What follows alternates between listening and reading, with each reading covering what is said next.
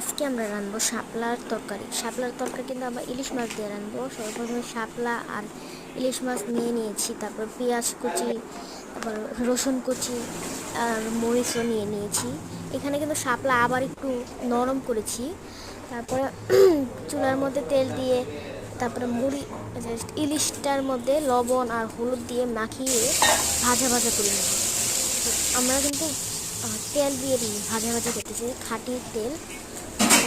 তেলের মধ্যে আবার পেঁয়াজ দিচ্ছি, পেঁয়াজের মধ্যে একটু লবণও দিবেন আপনারা। তারপরে মরিচ গুঁড়া দিয়েছি, দেওয়ার পরে একটু লাল লাল হয়েছে। তারপরে এটার মধ্যে ওই শাপলা দিয়ে তারপর এটার মধ্যে কিন্তু ওই শাপলা দিয়ে দিয়েছি। তারপরে অনেকক্ষণ লাড়ালাড়ি করার পরে ইলিশ মাছটা দিয়ে দিয়েছি।